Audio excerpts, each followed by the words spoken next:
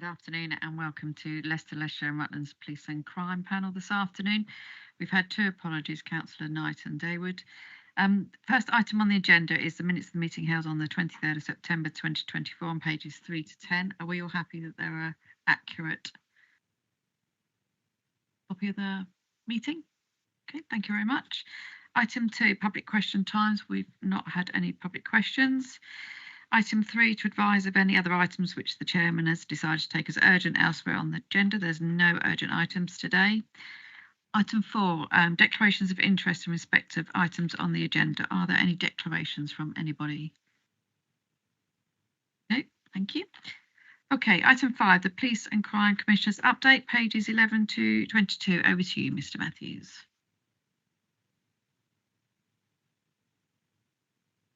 Well done. Thank you. So, for two things, as members of the panel will be aware, the Police and Crime Commissioner is responsible for a wide range of functions.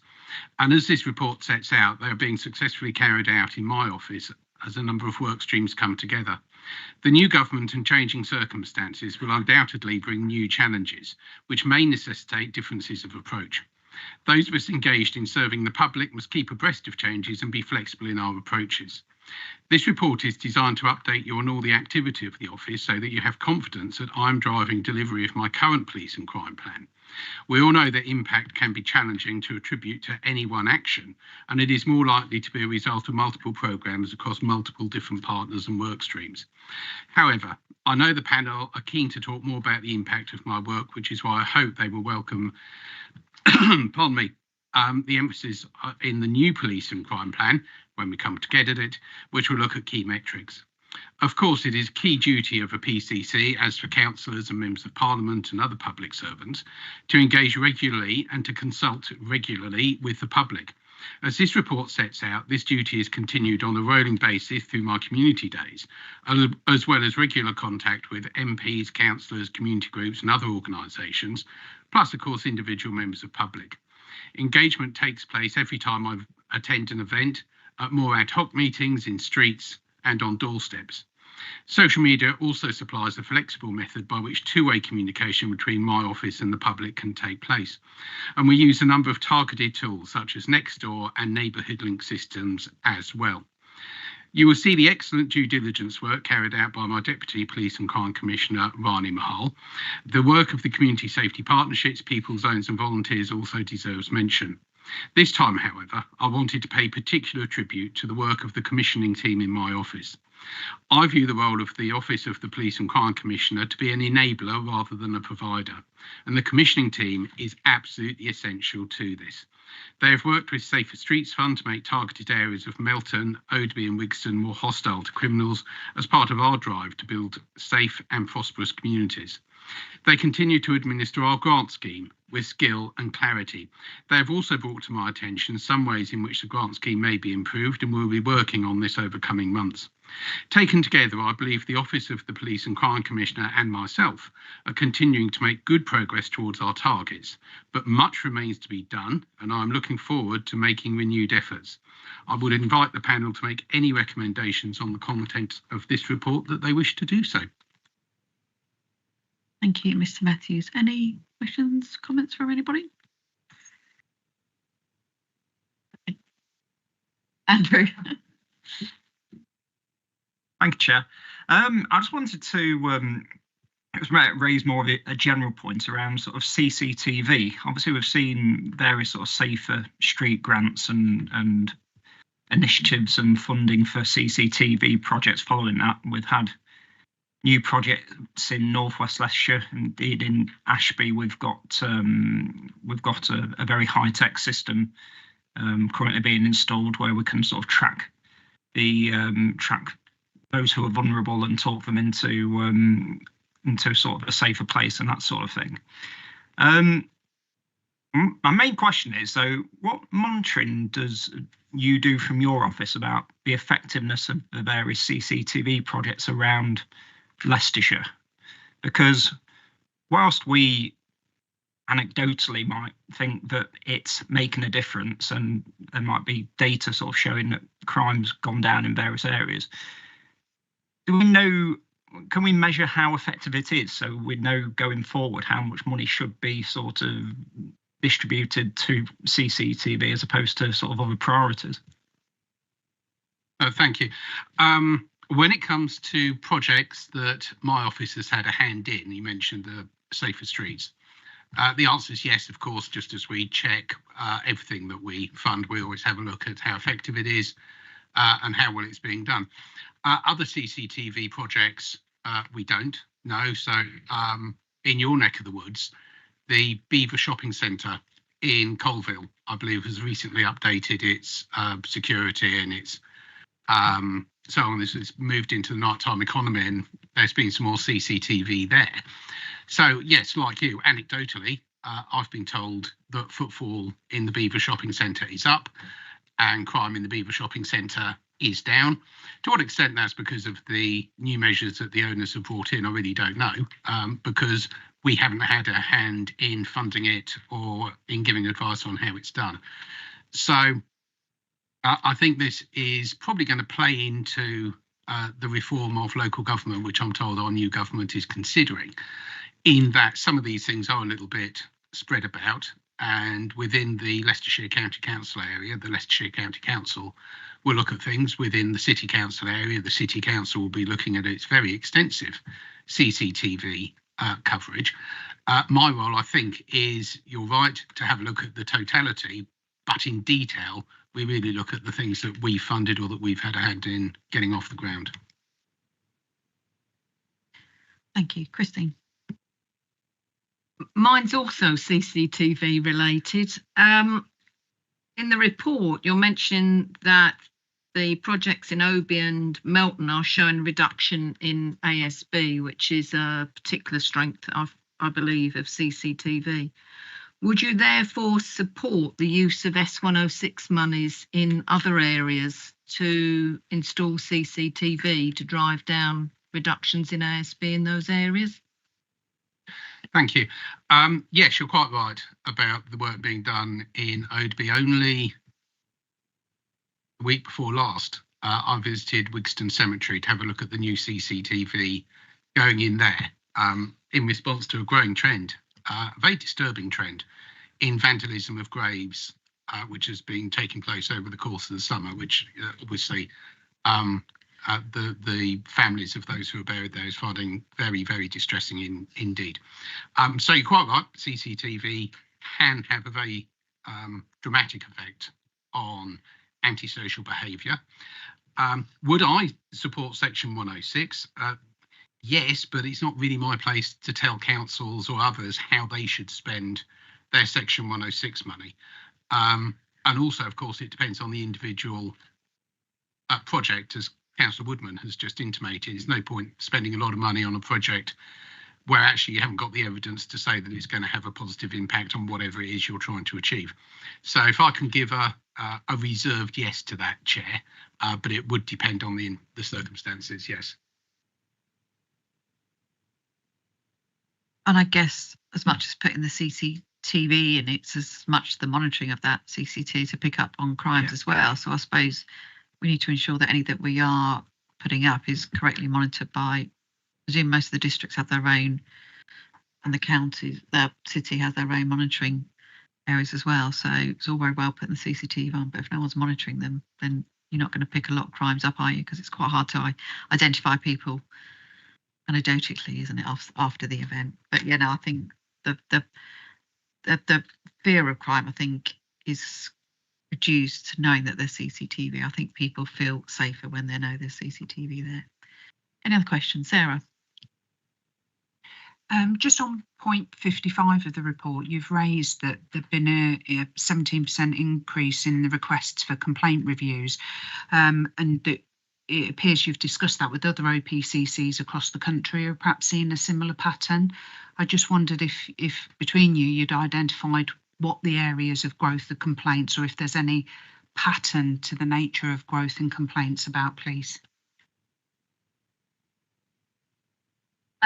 Not in particular. They're very varied. So when the office has done the deep dive with other OPCCs as areas that they've seen an increase of complaints, it really is hugely varied, and the bulk of complaints are normally people who are not content with the response that they've had from the force, either where they've chosen not to investigate a crime because in the police's opinion a crime has not been committed. That tends to be the bulk of all complaints across the country. Any other comments or questions? Okay, just one from me on paragraph 12, just of your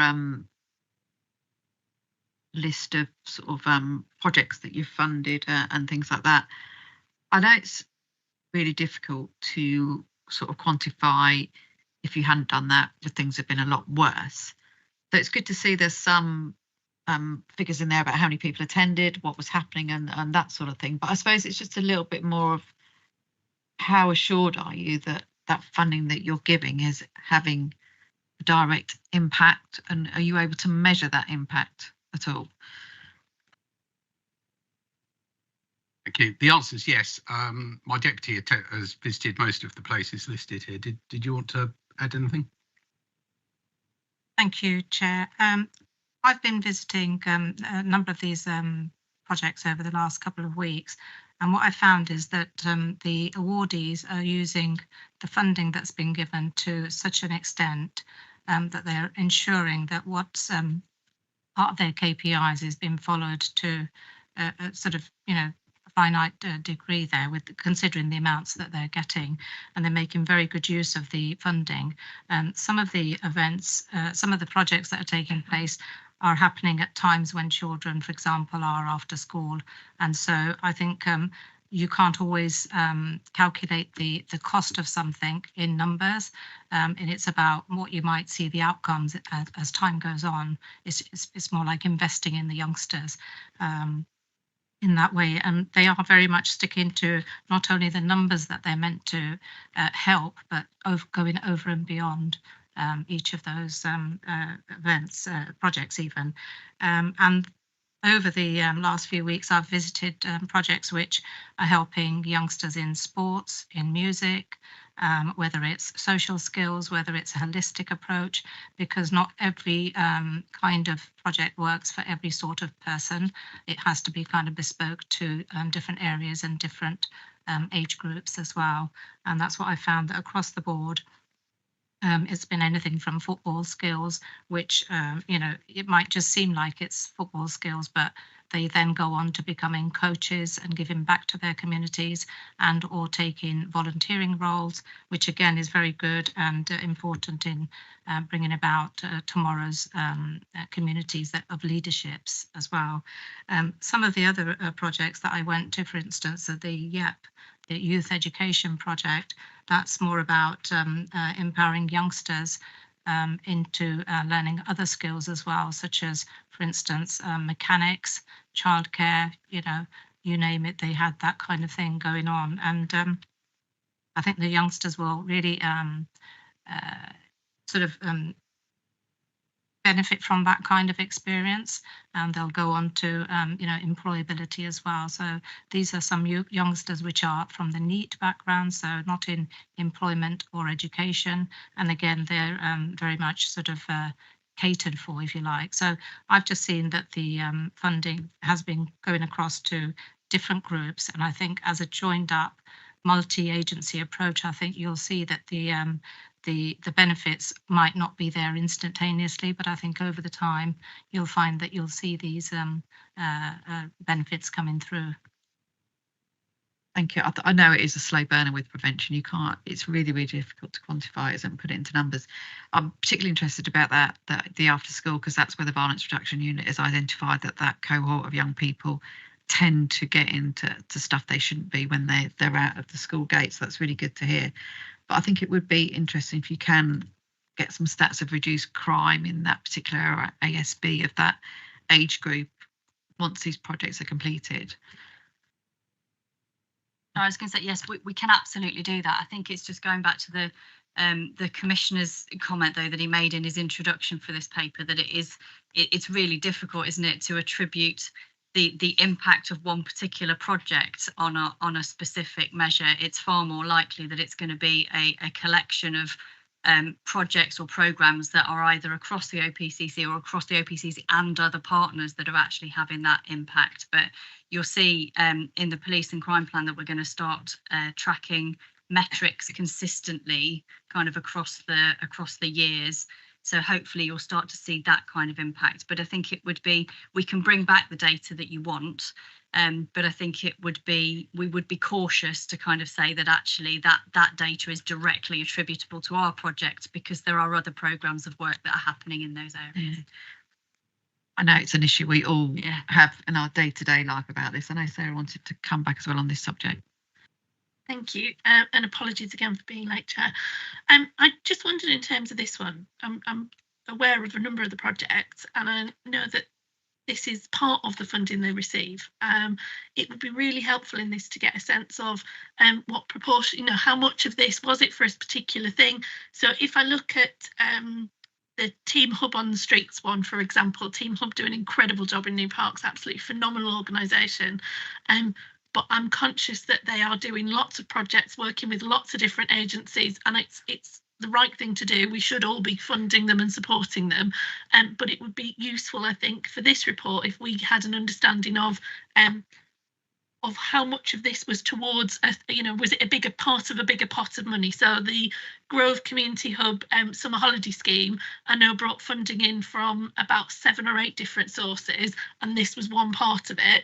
I think it'd be really helpful if we could have that in the report, because I think that thing of actually, can we say it was specifically to this? We're never going to be able to do that effectively, but actually knowing that by you putting in 20k into the Grove, it meant that it levered in partnership contributions of this, which meant that we could do a full 6-week programme rather than a 2 days for 4 weeks type thing. I think that would be really great to see as well, because I think that it is around adding value as well as the overall impact.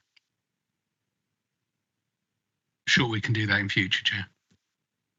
Thank you. Les? Just a quick one, please, Chair, for PCC and the DPCC. So one of the requests that we had last time was for more detail about the outcomes from this report. And I'm very pleased to see that we're quite a long way towards getting a bit of qualification around what the projects are about. I think the one bit I'd also like to see is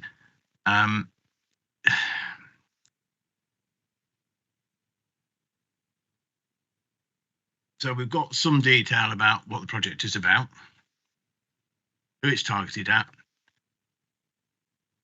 In areas we have outcomes, in some areas we don't have outcomes, but I think what would also be really useful, and it's about forward thinking and looking forward, is there learning that we can take, or your team can actually take away from this, and ensure that, if there's a real positive learning experience and a value, bang for your bucks, effectively, is that something then that you should be ensuring in the next round of funding that funds are set aside, because the learning outcome is so huge that you want to make sure that funding is provided to keep that project. There's nothing worse than fund it this year, not for another 5 years, fund it this year, not for another. So I'm just wondering about the continuity moving forward. So I think learning outcomes would be helpful here as well. Just what have we learned? How can we use that moving forward? And as Sarah says, there's multi-agencies involved in this. And therefore there is a collective holistic way of viewing the world. So that's all for me, Ruby. Just, is there something we can pull out about what have we learned from funding those projects to take forward? Thank you, Chair. Well, I did mention earlier about the commissioning team that I wanted to speak about here particularly. That is something they do as an ongoing thing as part of their OODA loop, I think. No, OODA loop, I think they call it, where it's feeding back in on itself for future projects. So yes, that is done. I mean, if you want it as a more formal part of the report, I'm always wary about making reports too long, because on occasion I'm on the receiving end of a 98-page report that has to be read within 24 hours, and you know, because if you particularly want it, then of course we can do that. Just depends how much effort it would be to include it in the report and how much effort it would be for everybody here to read it. But I mean, if that's what you want, Chair, then we'll do it. Short, sharp, and to the point, I would think. So is, what have we learnt? Is it one to take forward? Is it one not to take forward? I think that's the key. Thank you. I think the key is, isn't it, for you then to going on funding projects the following year. You've seen what works, what impact that has, and yeah. So I think, yeah, short and sharp. That I was going to say, I don't want pages of the learning from a project, but yeah, short and sharp. Any other questions or comments on this? No? Okay, we'll move on. Thank you very much. So on to item 6, the presentation of the new draft police and crime plan, pages 23 to 34. Thank you, Chair. Well, as members of the panel will be aware, it is a key fundamental task of the Police and Crime Commissioner to produce a police and crime plan at the start of their term in office. And so I have great pleasure in presenting to you the latest draft of the second police and crime plan that sets the strategic direction for crime prevention activity, policing services and victim services over the period 2025 to 2029. This plan is of supreme importance as it will serve as a guide to the Chief Constable, the Office of the Police and Crime Commissioner and other bodies concerned with building safe and prosperous communities across Leicester, Leicestershire and Rutland. I would like to bring the panel's attention to consultation and engagement that has been undertaken in building this plan. This process is outlined on pages 25 to 28 of the agenda. I must thank all those who took part in the consultation process, but in particular, I want to thank the Chief Constable for the hard work and long hours that I know he and his team put into working his way through the draft plan, and for the many invaluable suggestions that he has made. A document such as this is inevitably of a strategic nature, which expresses itself in broad brush strokes. Over the coming months and years, I'll be working with the Chief Constable to ensure that the strategic priorities contained here are translated into action on the ground and seek from government the resources necessary to do that. Both the Chief Constable and I must also have regard to the strategic policing requirement. So some topics referred to there rather than in this plan. I would in particular draw the panel's attention to the strategic policy requirements surrounding the priority for public disorder. This will be of special interest to the panel in the wake of the disorder in Leicester in 2022 and the relative lack of disorder in 2024. I must again pay tribute to the courage and determination of the officers on the ground back in 2022 and to the hard work done by the Chief Constable to improve community relations since. As I have reported before, in the wake of the 2022 disorder, an independent review of the Leicestershire police action was undertaken. That review produced a number of recommendations. I have regularly asked the Chief Constable for update reports on the implementation of those recommendations since.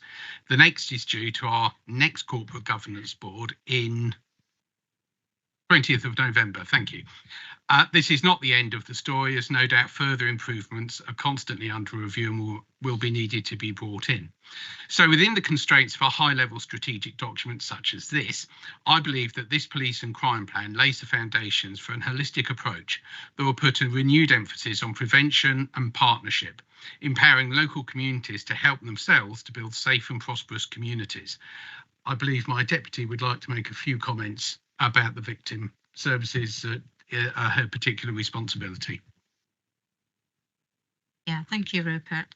I've been working on the victims and lived experience project for some time, scoping it out with the intention of representing the voices of victims, because as a victim, it's not something that you're going to outwardly share, and it's something that you might speak to somebody about, but they're not always comfortable about reporting crimes, etc. So that only those who have suffered trauma and had ACEs or whatever you call them at a young age will be able to say it out as it is and make it known to the force and or any other support services as to what it is that makes a difference in their lives and how things could have helped them if certain services were in place for them. And so as part of the Victim Code of Practice, that's something, and following the statutory responsibilities that the office needs to follow. So yeah, that's at the moment in scope. So there's not a lot I can say on that. Yeah. Right, adding closing, Chair, perhaps I could just inform the panel that the design they have in front of them is very much a first draft from our design team. We haven't gone through it looking at the exact layout and so on. So if the panel could concentrate on the words rather than the design, I think that's about where we are with this. Thank you. Thank you. Just a comment for me to start with. I enjoyed reading through the plan. Thought there was a lot of good stuff in there, and a lot that probably fills our mailboxes as well, and things that we've discussed at this panel as well. So I think it was a good broad breadth of work in there. Just picking up on the public survey, response of 2,729. For me, that seems quite a good response, to be honest. And with a lot of surveys we get very small amount.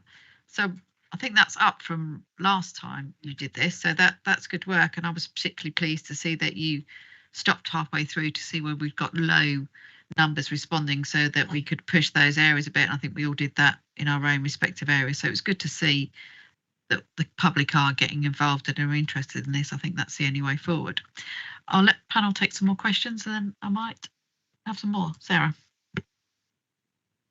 Thank you. I'm going to follow on from your bit first, and then I'll go on to something different. I also looked at the consultation feedback. I agree the numbers are really impressive, although I was a little bit concerned by the respondents and the opportunity to get a full sense of the picture of what our citizens across the city and county think. The age profile of respondents wasn't one that I would have wanted to see. I think, I'm sure you wouldn't either. I think the real concerns in terms of how young people feel able to engage in issues to do with crime and public safety. And I wondered if there was any particular work being done. I know our fantastic violence reduction network has got some really good youth engagement. It seems a shame that that hasn't been utilised to make to really develop the understanding of young people's views that could have fed into this survey. So that was the first thing. And the second thing around the survey was the ethnic origin, which doesn't reflect our city and county. And given the majority of respondents, it says, are from the city, absolutely does not reflect the city demographic. And I do think there is a question to be considered about how it was promoted and why we haven't got all of our communities who feel confident and able to respond and want to engage with a survey like this, because I think we'd all want people to engage and to be able to influence the direction of travel. That said, in terms of the plan itself, I was delighted to see that you developed a mission-based approach. I thought that was an interesting take, given the national programme to do that. That just made me smile. My bigger question, though, is in terms of now, it's page 16 of the pack, it's page 12 of the plan. Just to really confuse things, where you've got the metrics that you're going to work from. I've almost certainly missed it, so apologies, but I can't see antisocial behaviour in there at all. And I just wondered how the wording is so that I've missed it, because I'm assuming I've missed it, because I would have thought you would want to track ASB.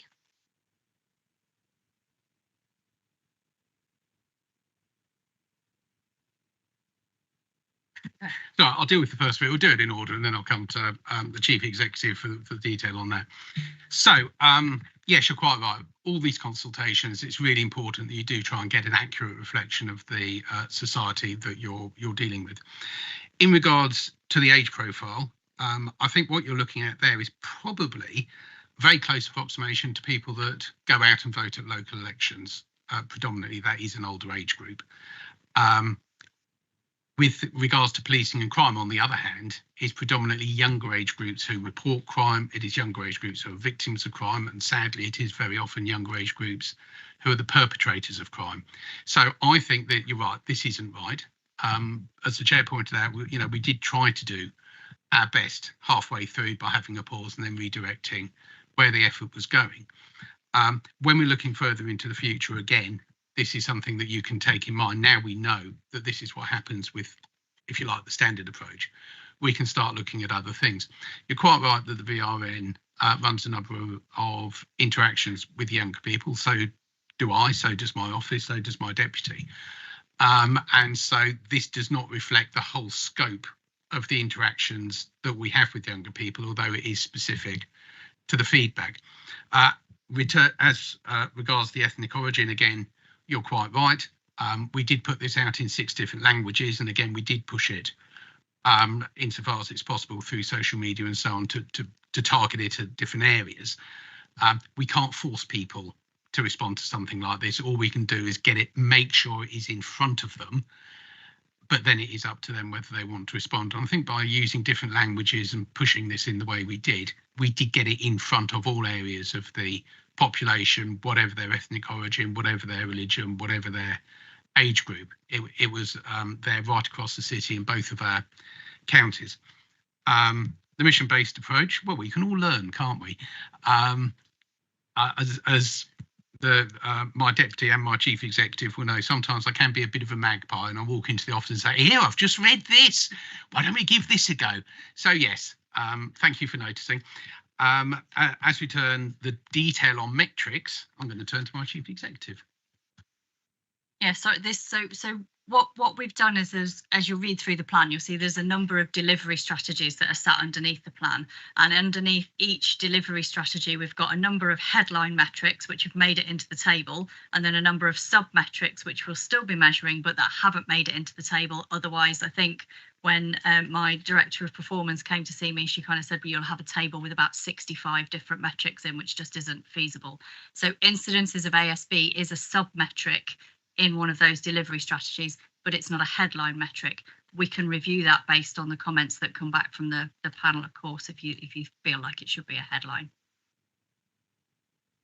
I think, and I'm sure it's not just me in terms of my post bag, as it were, metaphorical post bag, that the ASB continues to be a significant issue that the public raise.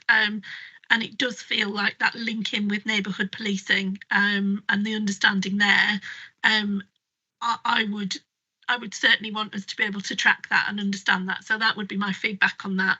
In terms of the survey bits, just two very quick things. One, really keen that we do get the views of the young people, even if it's a supplementary document. I think there is something about how we make sure we direct resources that recognise the changing lives of young people. So the more we can do on that, the more I'm happy if we can do anything to support that as well. The translation bit, our experience in the city is that ensuring it is Google translatable, anyway, you understand what I'm meaning without me getting the words all in a tangle. It seems to be the best option. My local infant school's got 63 languages spoken this term. There's no way we can translate into that number, but also the ones that look like they're the predominant languages in the city, often people speak but don't read, which is another complicating factor. So our experience has been that making sure it works effectively on Google Translate means that a much wider audience can respond, which I'm sure you did, but I would honestly go with that rather than the translation bit, because it just does seem to reach out to a far wider group of people to be able to get that forward. Rish.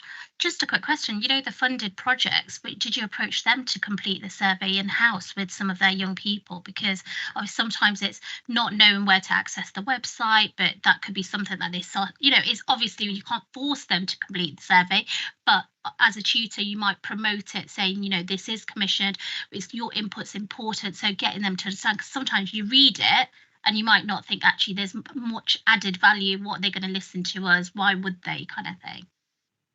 Yeah, we did formally write out specifically to just over 1,000 partners, and that was a range of local authorities, charity sector organisations, projects that we fund, and we did put a request in there that they actively discussed it with their people that they either represent or people that they have contact with, and either where they were working with people who might not be confident to fill out the survey themselves, they were welcome to write back to us, and some of them did, with kind of the views of the people that they were being asked to represent. But completely take on board the improvements that we could make. Like the Commissioner says, there were various points during the online survey at which we paused, looked at the demographics and the geographies that had filled those out, and did targeted to try and encourage people to fill out more. There's always more you can do in terms of engagement, but it also has to be proportionate, doesn't it, to what you're trying to achieve. And I guess from us, as well as some of us being local councillors, we are representing our groups as well. I mean, I filled it in, and I hope everyone else on this panel filled it in as well. So we're representing a larger group as well. So it might not be great numbers, but the representative value might be far greater. So I suppose, like you say, the proportionality of how much time and effort it takes to get those responses, but it is really difficult. I think we all struggle with doing any kind of engagement. People just don't want to do it, but they'll complain as soon as it affects them. So I was going to say, if they're annoyed about something, they're very quick to come and talk to us, aren't they? Yeah. Any other comments or questions on this? I think one thing I was really pleased to see was the e-scooter, because I think that plagues most of our mailbags as well. So I'm glad to see some work with there. And I've just seen where I can find ASB, and it is sitting under the Community Safety Partnership. So it's whether that can appear as a stronger headline in there through those sort of areas as well, because they're the ones on the ground dealing with it. The neighbourhood policing, isn't it? Seems where it fits in there. So maybe that is a take back from us, that we headline ASB a bit wider and neighbourhood policing a bit more prominently in there. On that point, we had a ward meeting in Evington 2 weeks ago, and we had our local sergeant there. And one of the members of the public stood up and said, what are you going to do about e-scooters? When I walk along the roads, I'm worried in town. I'm frightened of all the scooters that there are. And his response was, well, what do you want me to do? Do you want me to spend a week targeting e-scooters, or do you want me to spend that week targeting burglaries, shoplifters, etc.? So I think it is a huge dilemma for the police. So our response was, well, if you're driving around in a police car and you see somebody on an e-scooter, please stop and do something about it. But I think a lot of people in every area of the city and county are worried about them. Big issue. Yeah, is it? I think Mr. Matthews have said before, it needs changes from above us, doesn't it, at the top, about packaging and being on there and where you can use them, can't use them.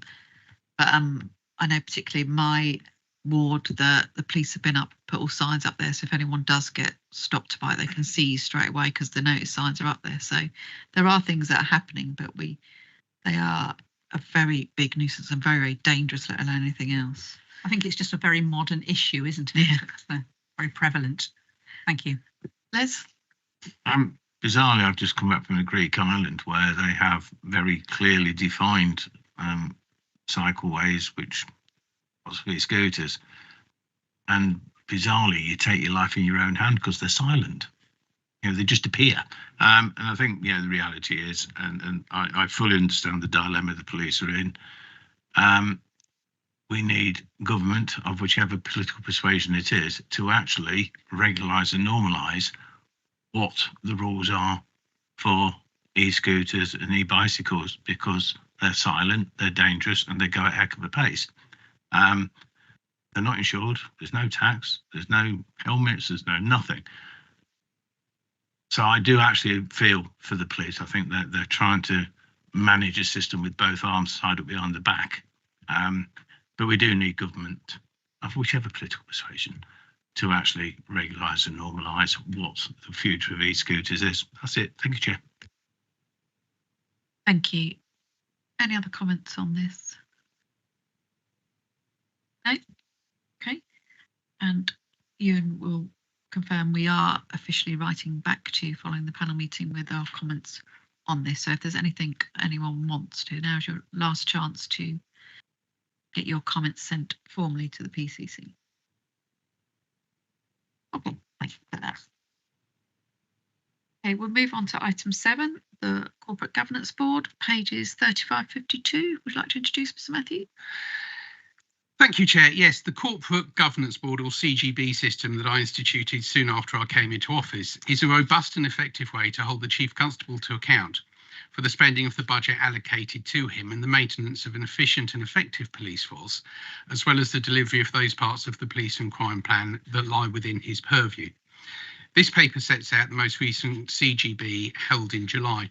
The panel will note the item on neighbourhood policing. This is a subject that featured in the manifesto of our new national government.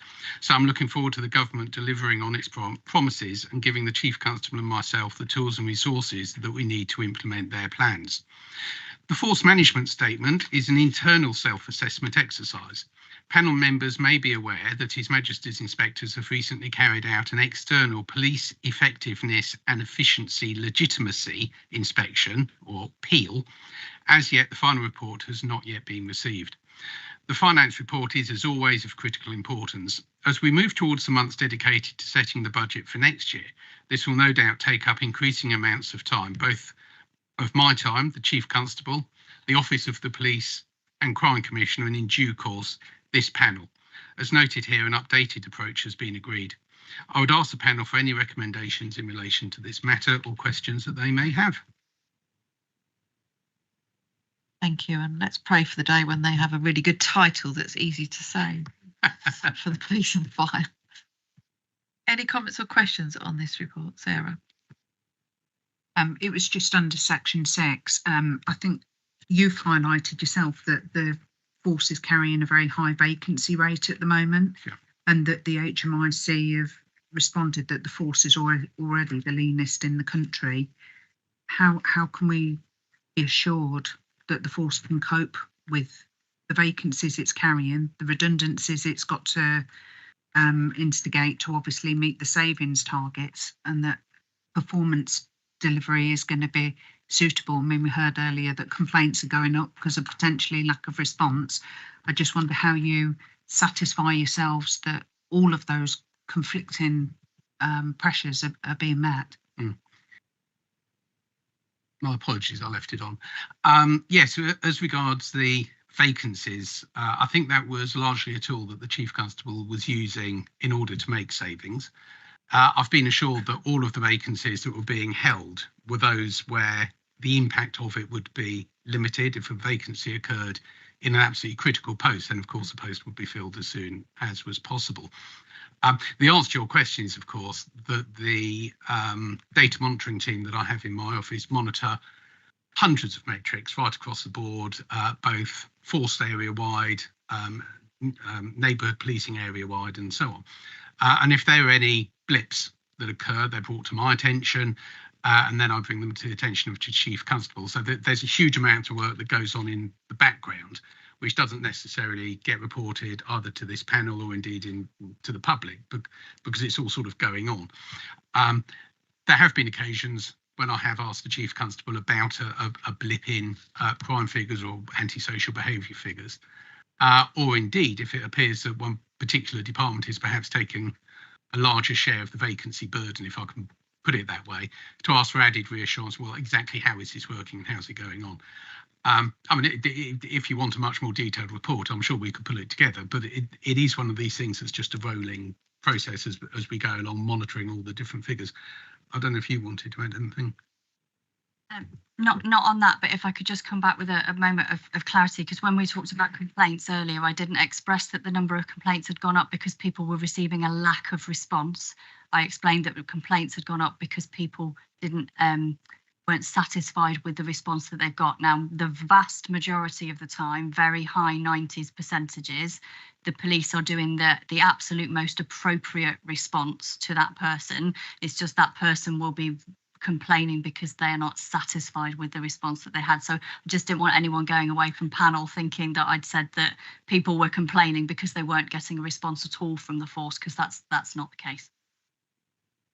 No, that's great, thank you. I think it's just, as a panel, obviously we were all briefed on the impacts potentially that would occur with the savings that the Chief Constable would have to make, and I suppose it's just as we now progress through the financial year, what's the impact of those savings, and has it been managed to keep, service delivery at the standard we'd expect? How are they coping? I suppose it is that sort of update. Cheers, thank you. If it helps, Chair, I can bring a savings report in December. And we've obviously got to keep policing numbers above a certain level to get the funding anyway. So this is, police officer. Yeah, that's correct, Chair. The uplift in police officer numbers that happened a year or so ago, built within that is the provision that we must not allow the number of police officers to drop below a certain level, otherwise the central government just takes the money away from us. And that does mean that disproportionately any savings have to fall on the non-police officer bit of the budget, whereas I think in more normal times, if an organisation has more or less money, it would sort of all float up with an increase of funds and all float down with a decrease in funds. But that's not happened this time because of central government rules. And we'll see what we get in the budget, I suppose, and the way forward from that. Andrew. Thank you, Chair. It was just a point on page 48, 5B. When we were discussing the budget in January, I don't recall a mention of the 3-year budget plan. Is that right, or is that my poor recall?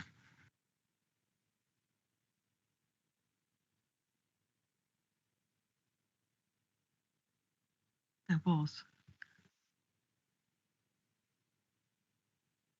I think there was. I seem to remember there was, because you were going to tell what the deficit was after 4 years. I'm sure something came. I think it's the responsibility of the Chief Constable and the Police and Crime Commissioner to have a medium-term financial plan at all times. So that happens on a rolling basis. So at the moment we've got a medium-term financial plan that covers from now till 4 years as part of this budget process. The medium-term financial plan will get drawn up to cover from next year for 4 years and so on and so forth. Definitely remember it was here. Les. Thanks, Chair. Just curious, just looking at dates and next meetings and we know we've got the autumn statement on Wednesday. And the local government settlement will be December. Christmas Eve. Yeah. And I'm just kind of, because to some degree we're speculating about things we actually don't know at this moment in time, because anything can change. So I'm just wondering, so the next meeting of this panel is the 2nd of December. So rather than explore it in any more detail, here is actually as soon as the Commissioner has insight into what funding they're going to be looking at and whether those minimum police numbers will be carried forward. There's a lot of hypotheticals here. So I'm just wondering if as soon as the Commissioner's got some idea what those implications will be, because it's going to be timing that's the key, because it's December and then the next one will be March, I guess, for the PCC. And actually that's quite a wide window when all the budgets are being determined and funding settlements. I'm just wondering if with your permission and agreement, Chair, and the Commissioners, is once they've got sight of what it might look like or does look like, actually is to send a note out either via yourself, Chair, or the DEM services. There is a paper coming in December, anyway, a finance paper anyway, and then that will include the savings. So that's on the agenda for the December meeting anyway. So that will include all of the information from the budget. I think that's the best way to do it, to be honest. I wouldn't expect Mr. Matthews to give us an assumption after hearing the budget about what his budget's going to look like. No, so I think on the as soon as that will be. He knows. I think that will be in the December meeting. I think. Well, it's 2nd of December. It's. I think it's going to be. I think there'll be announcements in the budget, but will give us an indication of what is likely to happen. But we're not going to get the figures till December, Christmas Eve. Do you want to come back, Claire? Yeah, sorry. So I was just going to say, so already on the forward plan for this panel is a finance paper that will come on the 2nd of December, and that will cover off some of the questions that you've asked today about the in-year savings, how the force are getting on with the in-year savings, and a very high-level early look on what next year might look like based on the information that we have at the moment. That's obviously ahead of the full budget meeting, which we have got scheduled for early February, which is of course when the panel will get the full budget and preset proposal. Okay, I don't think there's much else we can do, Liz. Just a waiting game, isn't it? Anyone else got any comments or questions? No? Okay. We'll move on to item 8, the Violence Reduction Network Annual Report, pages 53 to 82. Are you introducing this? Because I know we haven't got anyone for the Violence Reduction Network. Are we just taking it as read? All I want to do is pay tribute to the marvellous work that the Violence Reduction Network do under the leadership of their director. And so I think this is a comprehensive update, but yes, you're quite right. It's a written report as read, and if we wish us to take back any questions or comments, we'll be happy to do so. Just one from me on page 63 about the 100% reduction. It would just be useful to know 100% of what. It's very hard to gauge, so we can just feed back about numbers. So we do have those numbers. So it's obviously a comparison against 1920, and in 1920 the figure would have been 2019-2020 the figure would have been 3, and in this most recent year that they're reporting on, the figure is 0. Thank you, that's useful. Any other comments, Liz? Thank you, Chair. It's not to detract from the excellent work of the VRN, but some of the tables and charts that are in the report are included as graphics files rather than as text files. So I'm going to make the point again, it's really hard to read, it's hard to blow up, and it doesn't work on screen readers. And if the VRN, I know they've got a professional communications person working on this, if they could take that on board and make sure that the text actually is text, it would help the accessibility for everybody. Thank you. Yeah, and we've absolutely taken that back. So the accessibility will be looked at again. And there is also an absolute intent that when this is published on the website, there'll be a plain text version that goes by the side of it that can be easily consumed by e-readers. And I think just to add to the words of Mr. Matthews, I've been dealing with the VRN since its conception, and the work that they've done has been absolutely amazing. I think we're one of the best violence reduction networks in the country. So yeah, there's been some really great work done, and we're starting to, we always said it was be a slow burn, and we're actually starting to see some of the evidence come through now of that great work that we've been doing. So if you can feed that back to Violence Reduction Network on behalf of the panel, let's thank them for all their work as well. Be happy to do that, Chair. I'll also be feeding back, of course, to the government about the excellent work the VRN is doing and the uncertainty about future funding. Yes, thank you. Let's hope we get some, because it will be a real shame if we don't. Okay, any other questions or comments on this paper? No? Okay, on to item 9, the Prison Early Release Scheme, pages 83 to 86. I think we did ask for this to come, but I think I just need to obviously warn panel. We've obviously got our own personal views on this. It's a government policy and we'll all have our own views on it, but obviously we sit here holding you to account. So if members have got questions, just ensure that they're relating to the work that you do around this and not their own personal views on this. But I'll hand over to you to just introduce. Thank you, Chair. Well, you took the words right out of my mouth, because I was going to start by saying exactly that and then going on to remind the panel that business today is to look at the local situation, the measures in place here, rather than the national thing.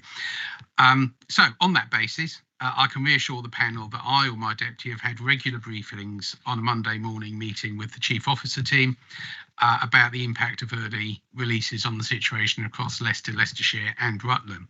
I'm confident that the impact in our area has been well managed by the Chief Constable, that he has allocated sufficient resources should it be needed, though thankfully to date that has not yet been required. I would draw the panel's attention also to the fact this is a multi-agency action which is being taken, and of course would welcome any recommendations the panel may wish to make or comments you want us to take back. Thank you. I think particular concern probably for me and for Sarah in our other hats that we wear on safeguarding children and domestic violence and domestic abuse. I think it's real key for us, the impact of the work that we do on early release with people coming back to families that shouldn't be coming back to families just yet, and making sure that's all in place, because I think there has been issues elsewhere in the country, nothing that's come on my radar across LLR, but I think that is a real concern and something we need to keep an eye on.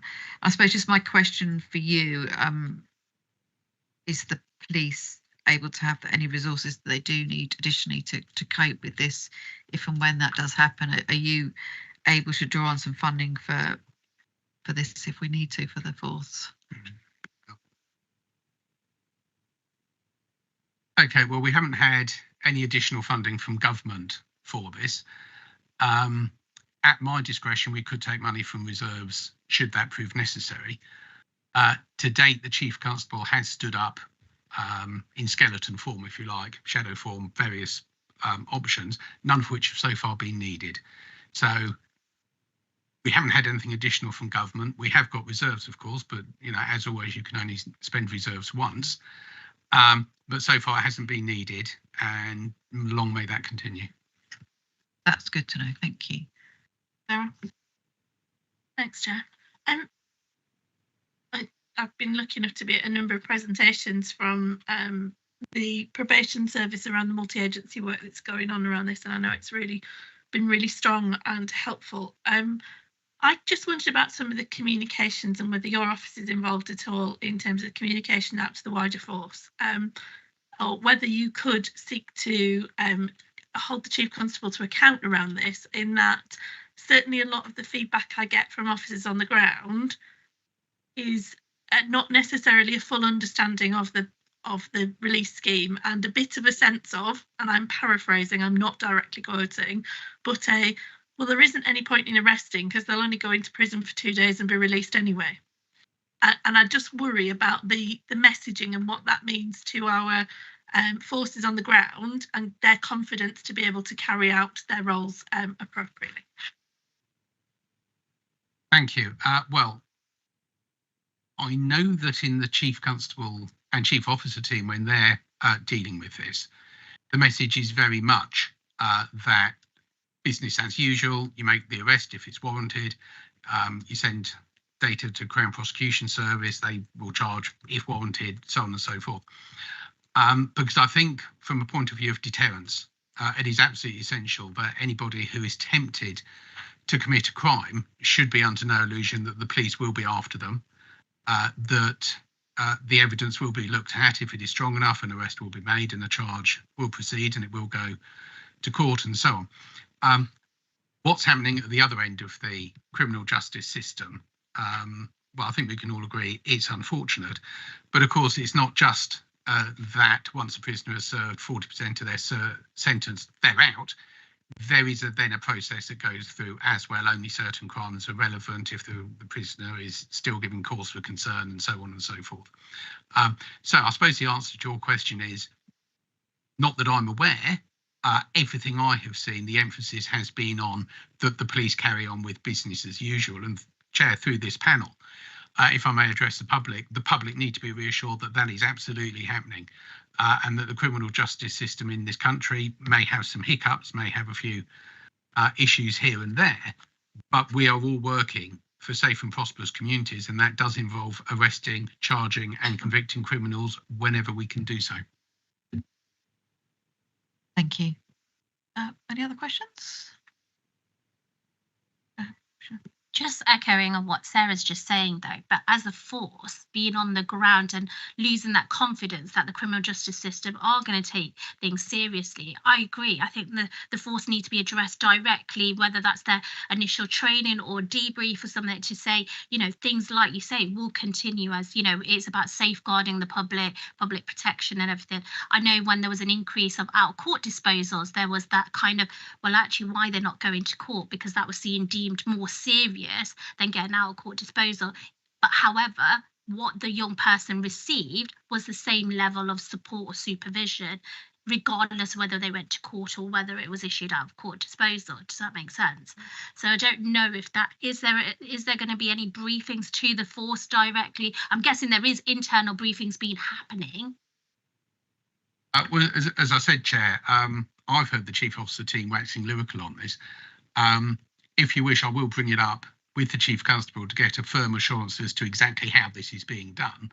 And then perhaps write to you, Chair, if I may, because, like I say, as far as I'm aware, I'm seeing it being done, but you're quite right, I'm not aware of the actual precise mechanism for it being done. So we'll bring it up with the Chief Constable and then write back to you, Chair. Thank you.